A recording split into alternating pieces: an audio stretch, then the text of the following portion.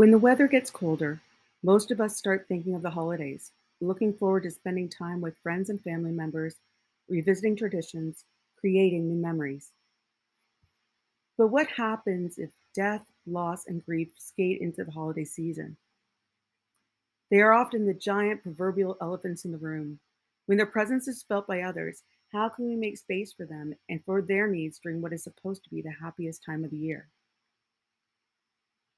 When I speak with grieving people about navigating relationships with those whose worlds haven't been impacted by death or loss, they often stress the importance of having their pain acknowledged.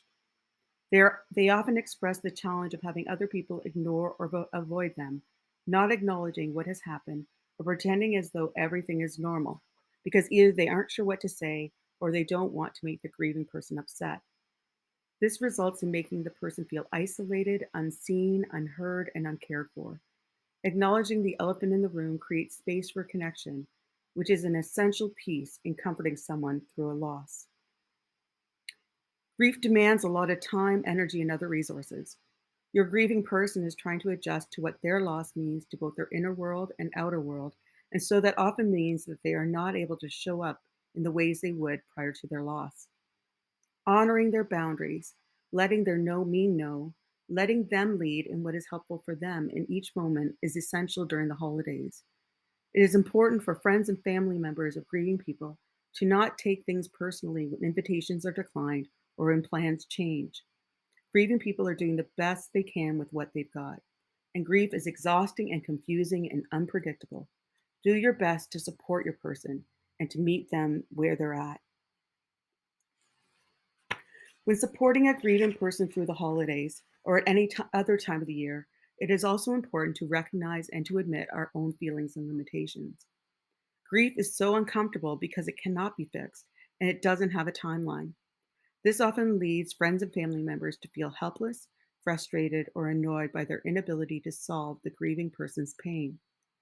It also means that, admittedly, our own hopes and plans for the holidays may be impacted by grief's presence.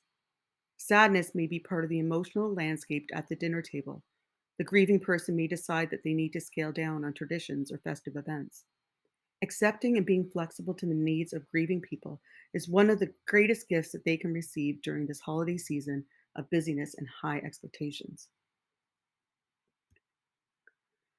If the grief is related to a death of a loved one, include the deceased in the holiday traditions and celebrations. Say their name, share stories about them, light a candle, or raise a toast to them at the holiday dinner table. Follow the grieving person's lead on what would be helpful for them in acknowledging the deceased's presence in their world. Although their loved one may be physically absent, they are still psychologically present for them. They are still part of their world and part of their family.